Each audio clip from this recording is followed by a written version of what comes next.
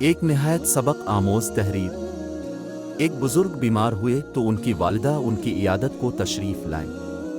وہ بزرگ اپنی والدہ کی آمد کا سن کر حشاش بشاش ہو کر اٹھے اور والدہ کے سر کا اور پاؤں کا بوسہ لیا، اپنی حالت کا ادراک ان کو نہ ہونے دیا اور نہایت چستی کی حالت میں بیٹھ کر والدہ سے بات چیت کرتے رہے، مگر جو ہی والدہ گھر سے رخصت ہوئی یہ تکلیف کی وجہ سے بستر پر گر پڑے اور ان پر غشی طاری ہو گئے۔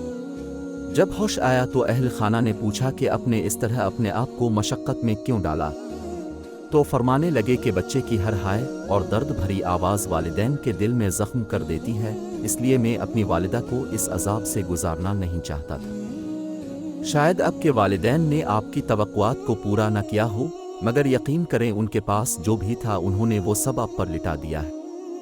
جب ہم زندگی کی رونقوں میں مشغول ہوتے ہیں تو بھلے والدین کو بھول جائیں، لیکن دکھ میں سب سے پہلے وہی یاد آتے ہیں۔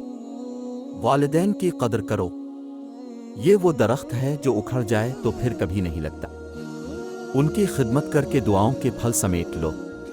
ماں زندگی کی تاریک راہوں میں روشنی کا مینار ہے اور باپ ٹھوکروں سے بچانے والا مضبوط سہارا ہے۔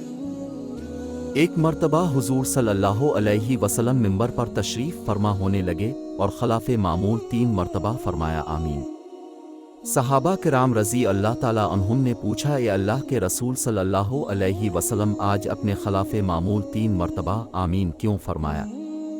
تو اب صلی اللہ علیہ وسلم نے فرمایا کہ ابھی جبرائیل علیہ السلام آئے تھے اور انہوں نے 3 بد دعا کی جن پر میں نے آمین فرمایا۔ صحابہ کرام رضی اللہ تعالیٰ عنہم نے پوچھا، اے اللہ کے رسول صلی اللہ علیہ وسلم وہ کون سی بد دعا ہے؟ تو اب صلی اللہ علیہ وسلم نے فرمایا پہلی بد دعا ہی تھی کہ تباہ ہو وہ انسان جو میرا یعنی اب صلی اللہ علیہ وسلم کا نام سنے اور مجھ پر درود نہ بھیجے۔ تو میں نے فرمایا آمین۔ دوسری بد دعا تھی کہ تباہ ہو وہ بندہ جو رمضان مبارک کا مہینہ پائے اور عبادت کر کے اپنی مغفرت نہ کروا سکے، تو میں نے فرمایا آمین۔ تیسری بد دعا یہ تھی کہ تباہ ہو وہ بندہ جو اپنے والدین یا ان میں سے کسی ایک کو بڑھاپے میں پائے اور ان کی خدمت کر کے جنت نہ حاصل کر سکے، تو میں نے فرمایا آمین۔ محترم ناظرین، اسلام ایک مکمل ضابطہ ہے اور اسلام والدین کے ساتھ اتنا احسن سلوک کرنے کا حکم دیتا ہے کہ اللہ تعالیٰ نے قرآن میں فرمایا انہیں اف تک نہ کہو۔ دعا ہے اللہ تعالیٰ ہمیں والدین کے ساتھ حسن سلوک کرنے اور ان کی خدمت کر کے جنت میں جانے والوں سے بنائے۔ آمین۔